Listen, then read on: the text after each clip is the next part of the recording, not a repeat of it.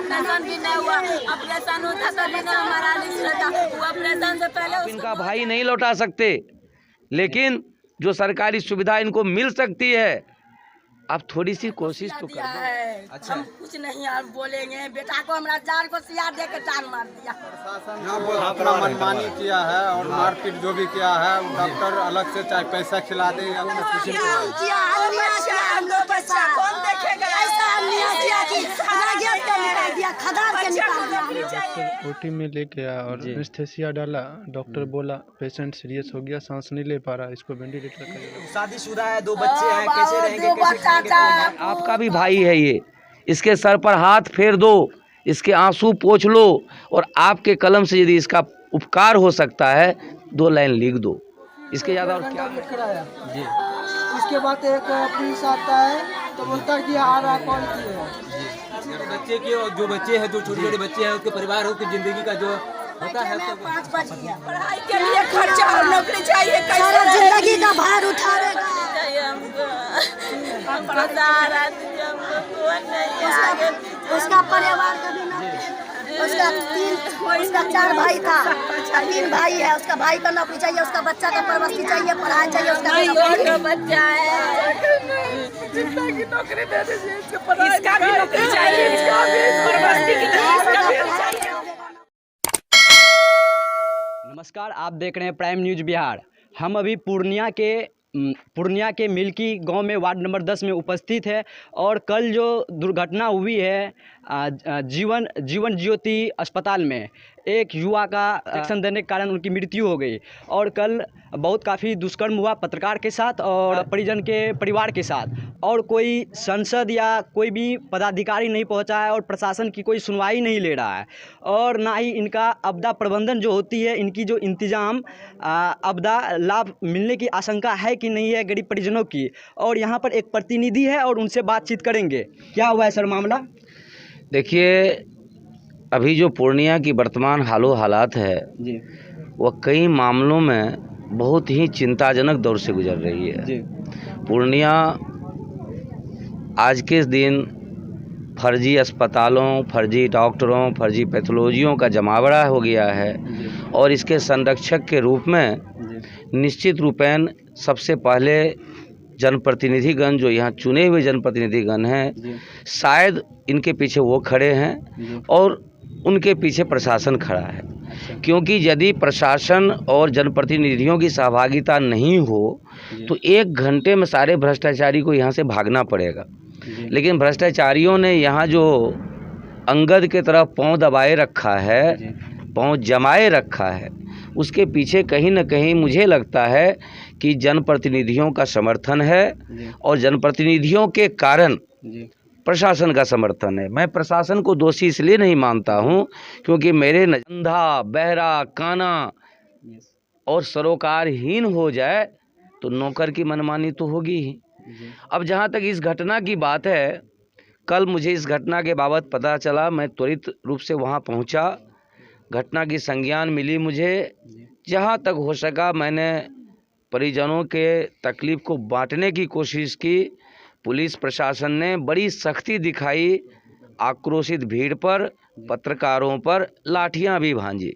मैं कल भी सवाल किया था डीएम पूर्णिया से, एसपी पूर्णिया से, कि जितनी सख्ती आक्रोशित लोगों को दबाने में आपने लगाई है उसका 1/4 सख्ती आप यदि फर्जी डॉक्टर, फर्जी अस्पताल और फर्जी पैथोलॉजी को बंद करने में लगा दीजिए तो पूर्णिया में हर दूसरा दिन कोई न कोई जो मर जाता है वो नहीं मरेगा, नहीं होगा। अब बात आती है कि मैं इनका भाई तो नहीं लौटा सकता, लेकिन चूंकि यह घटना जो हुई है, यह घटना निश्चित रूपेण इंडियन पेनल कोड के धारा 304A के अंतर्गत आना चाहिए, लापरवाही से मृत्यु के अंतर्गत। यदि लापरवाही से मृत्यु के अंतर्गत ये आ जाता है, जो कि प्रक्रिया तो कागजी होती है और आप और हम सभी जानते हैं सदर विधायक से, क्योंकि सदर विधायक पूर्णिया अपने गाड़ी पर बहुत बड़ा बोर्ड लगा के चलते हैं, ऊपर में लिखते हैं विधायक, नीचे में लिखते हैं पूर्णिया सदर। तो पूर्णिया सदर लिखने के का कारण क्या मतलब ये नहीं हो सकता है कि वह किसी पार्टी के विधायक हैं, वो पूरे पूर्णिया सदर के विधायक हैं और यह क्षेत्र भी पूर्णिया सदर में पड़ता है।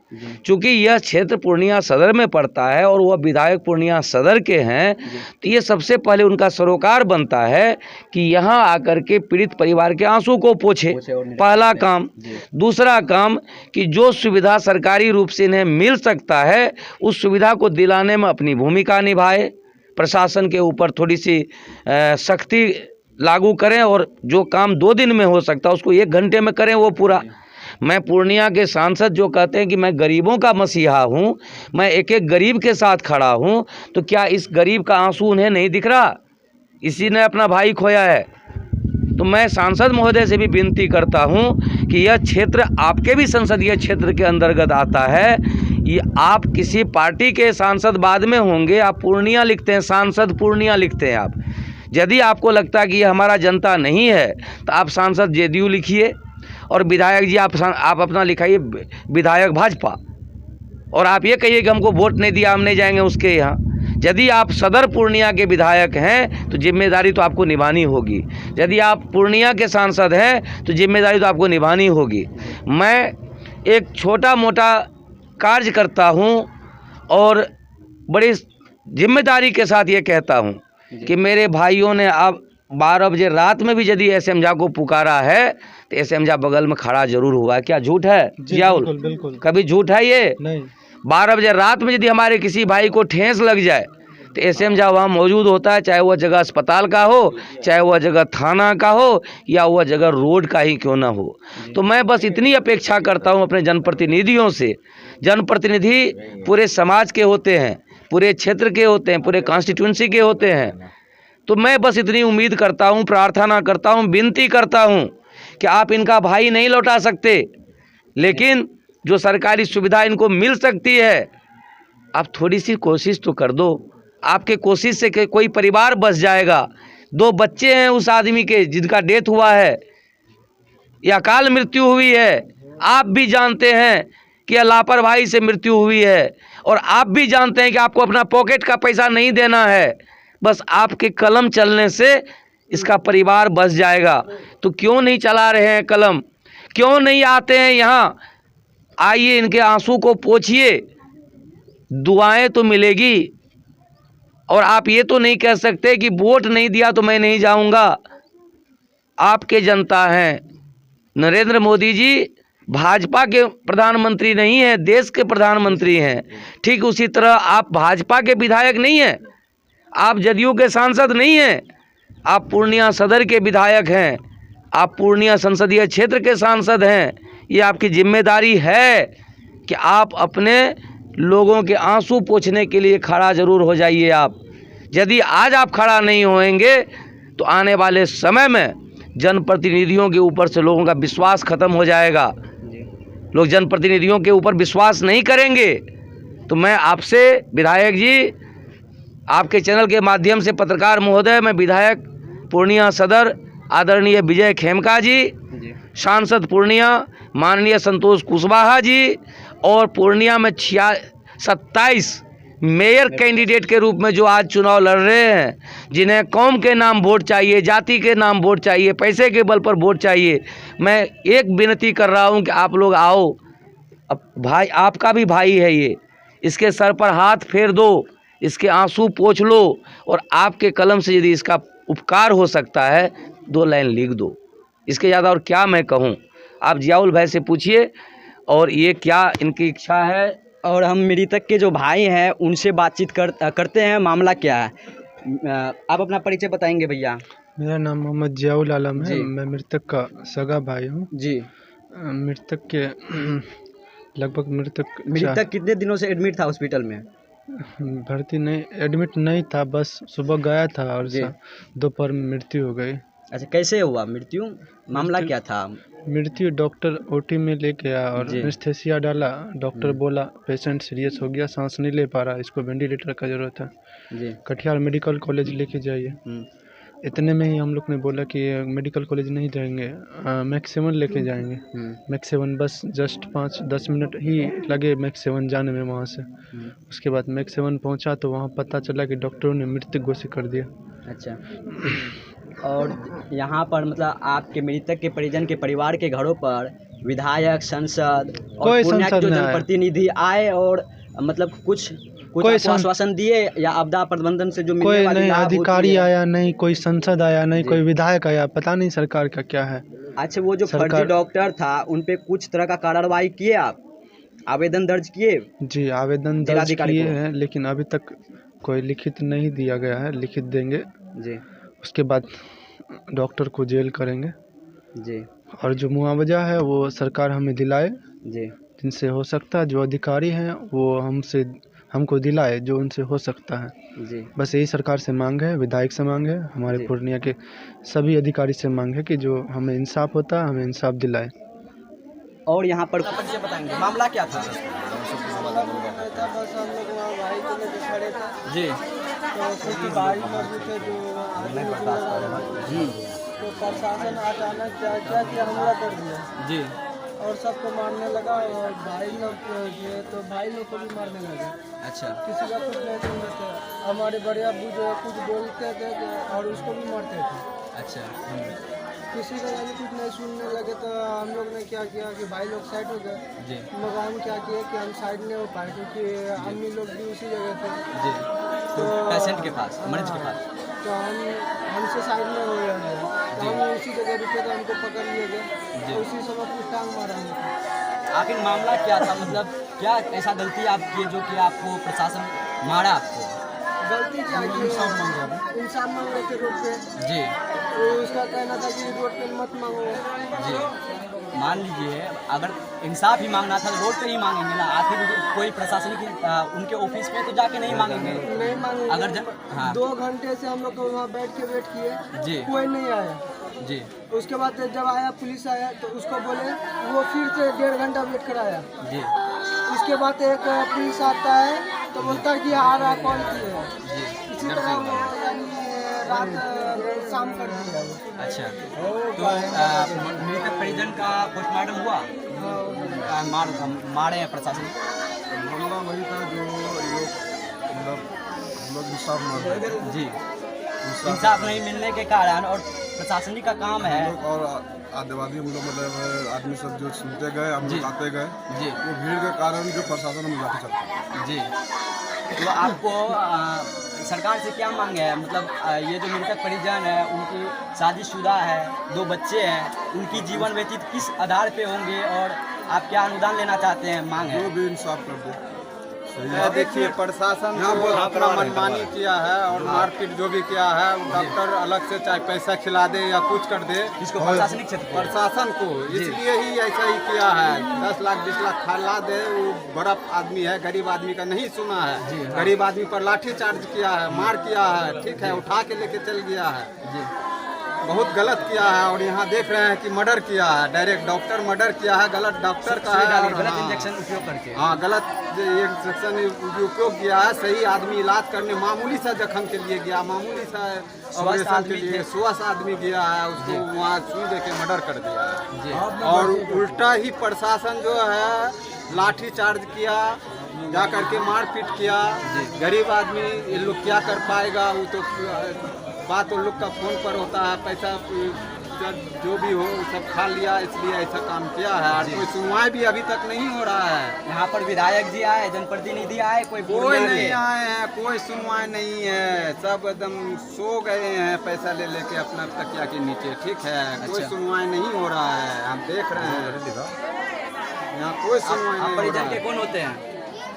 हम उनके खालू हैं। खालू हैं जी।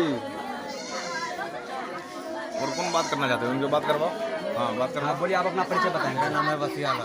जी मामला क्या है? मामला क्या है, लड़के का गले में थोड़ा सा कीमो टाइप का था जी। वो अपने इलाज कराने के अपने से गए थे जी क्लिनिक आगे। वो डॉक्टर ने 2 रोज से दौड़ा रहे थे, तो पैसे के इंतजाम नहीं हो पा रही थी जी। तो पैसे के इंतजाम को वो लड़के खुद अपने से गए जी। तो जब उसको ओडी ले गया जी, तो वहाँ पर उसकी वाइफ के साथ में तो उसको बाहर रखा, बोला तुम बाहर हो जी। तो ये बोला कि लड़के जो ऑपरेशन होने वाला था वो रोटी ले गया तो इंजेक्शन लगाया, इंजेक्शन जैसे लगाया वो तुरंत 5 मिनट में दम तोड़ दिया। उसके दरमियान में वो क्या कहना है कि बच्चे के इसको होश नहीं आ रहा है, इसको मेथ सेवन लेके जाओ। वो डॉक्टर रेफर कर रहा है। हाँ, तो मेथ सेवन डेट कर गया वहीं पे, उसको रेफर कर रहा है कि मेथ सेवन ले जाओ, उसको होश नहीं आ रहा, वहाँ पर देख लो। उसके में जितनी तारीख का रिपोर्ट थे जाँच वगैरह का, सारे कागज वो पहले कब्ज कर ले दिए थे, उतना इधर उधर बना के भेज दिया, ये अपनी फरार हो गया।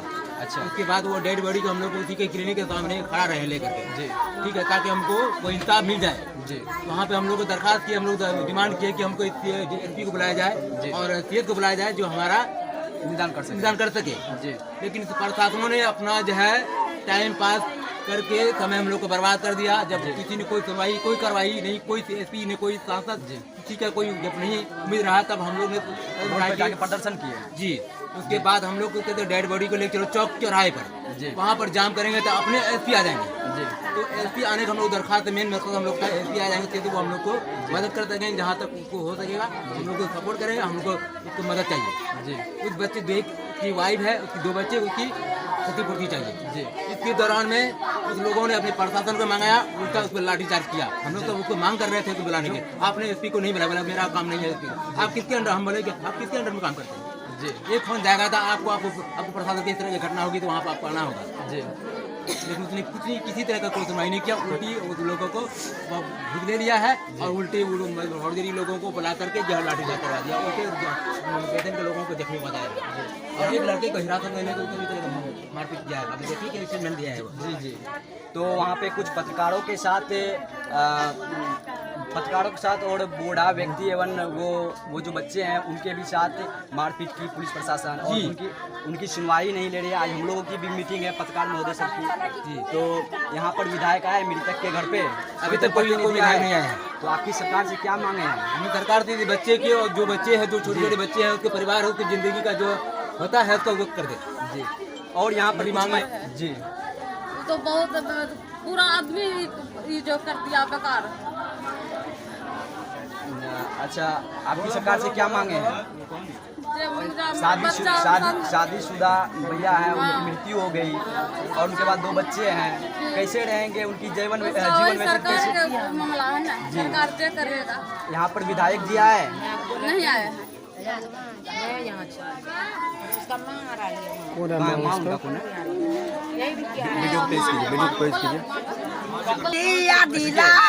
मृतक की मम्मी है, उनसे बातचीत करेंगे। अच्छा चाची जी, कैसा हुआ जहर को सिया दिया है। अच्छा। हम कुछ नहीं बोलेंगे, बेटा को हमारा जहर को सिया दे के जान मार दिया। उसके बाद आपकी सरकार से क्या मांगे हैं? उनकी शादीशुदा है, 2 बच्चे हैं, कैसे रहेंगे? फैसला मांग रहे थे जो वहाँ प्रशासन मंगवा के जो बड़का माँ जमा किया, सब पूरा फैसला हम जमा करके भगाया वहाँ से, जो कि पोस्टमार्टम का रिपोर्ट वही न करवाया। देखिए, हम लोग को भी था उजागर करने का आप लोगों की खबर, और हम लोग को भी साथ वहाँ की जो पुलिस होती है,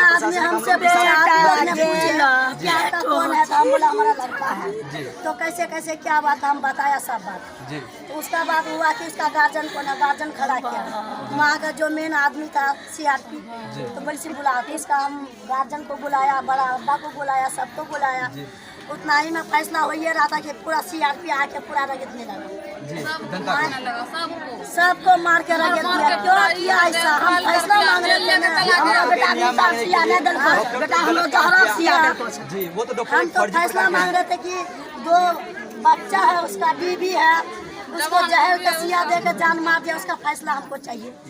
12 बजे से बैठे मैं 5 बज गया। परिजन का कौन होते हैं? आप परिजन का कौन होते हैं? हम उसकी मौसी है।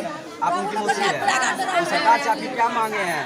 उनकी शादीशुदा है, उनकी भी कुछ लाभ होना चाहिए, लाभ लेने के लिए। प्रशासन है, और उनकी जो वाइफ, मृतक की वाइफ होती है, उनसे बातचीत करते हैं।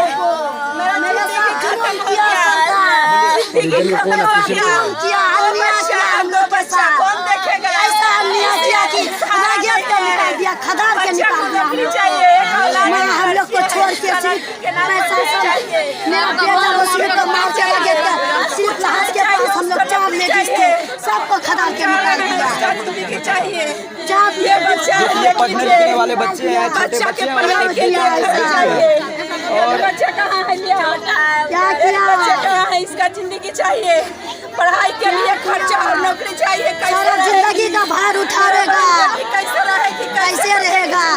वही हम लोग फैसला मांगते हैं सरकार को। हम लोग कैसे रो रहे हैं? कैसे कटेगा?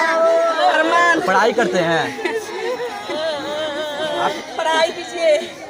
बोलने में सरकार से क्या मांगे आपकी आपकी न्याय के लिए क्या क्या चाहेंगे? हमारा बच्चा का नौकरी चाहिए हमको। हमको सहारा दीजिए, हमको कोई नहीं आगे। उसका परिवार का भी नौकरी चाहिए, वही परिवार को पूरा संभालता था। उसका भाई है, परिवार को क्या चाहिए? परिवार का नौकरी चाहिए जी। उसका 4 भाई था, 3 भाई है। उसका भाई का नौकरी चाहिए, उसका बच्चा का परवरिश चाहिए, पढ़ाई चाहिए। उसका बच्चा है, बाप नहीं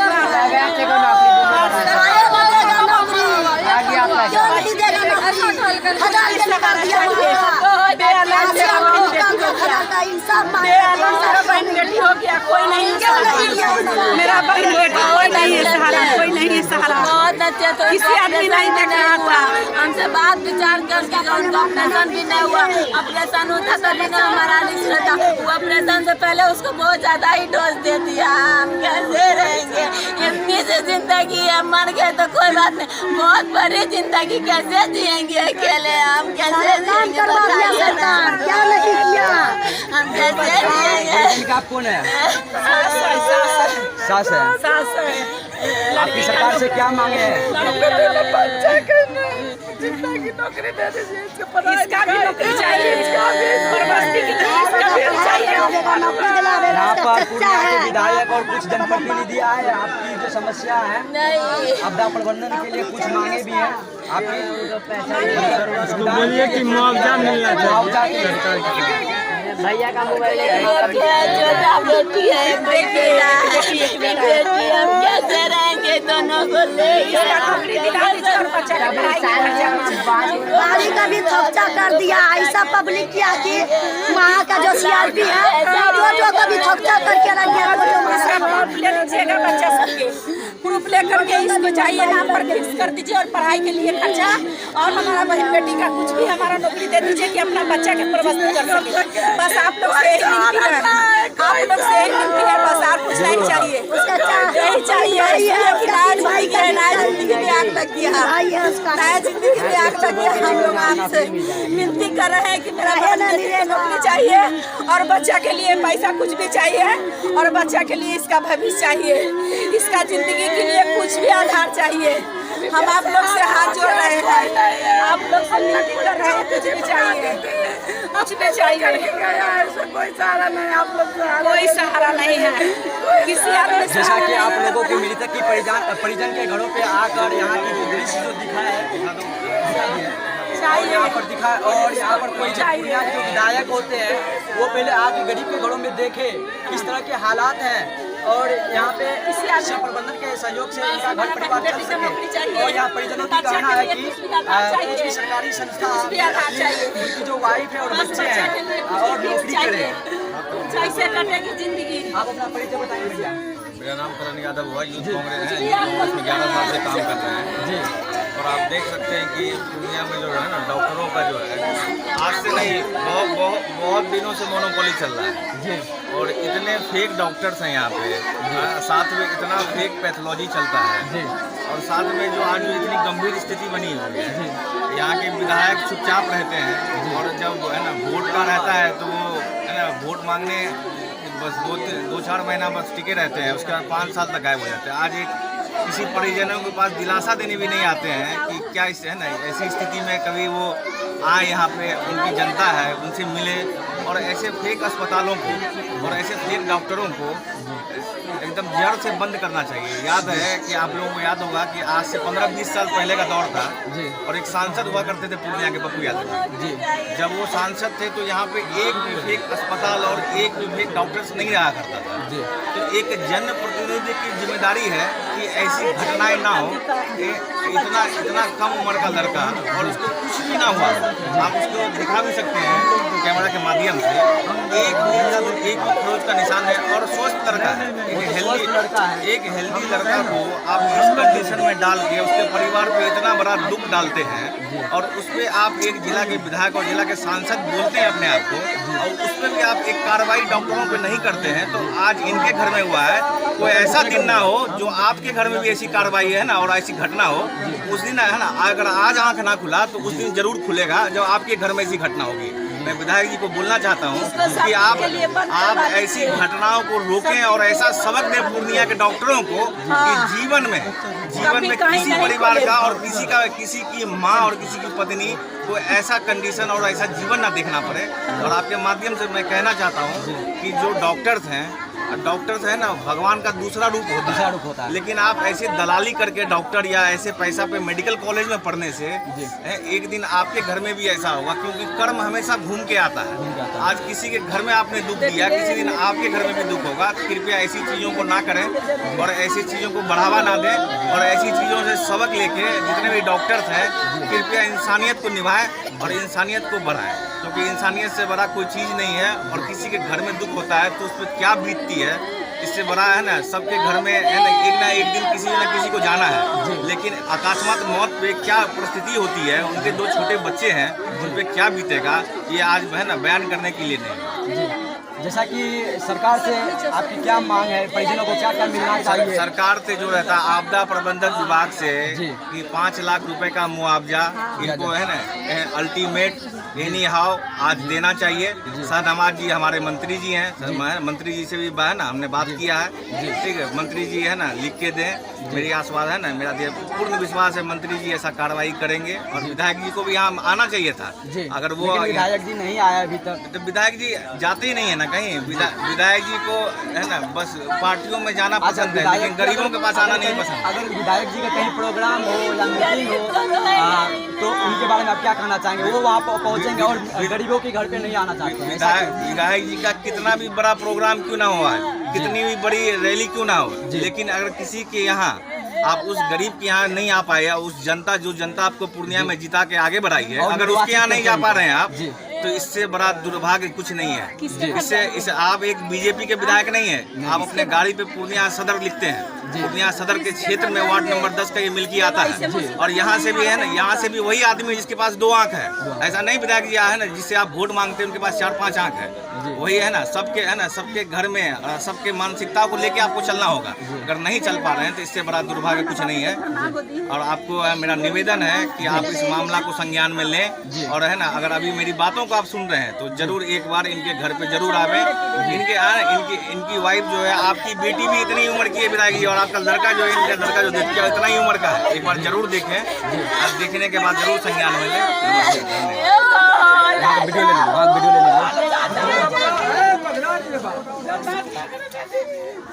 देखिए उनको भी देख ले, उनकी परिवार और उनकी परिवार पानी कोई दीजिए ना, पानी नहीं है, पानी आके विधायक जी कान में तेल लेके सोए हुए हैं, कोई नहीं आ रहा है। एक गरीबों के घर की हालात देखिए किस तरह से है। उसको उठाइए, पहले उसको उठाइए। वीडियो पेश कर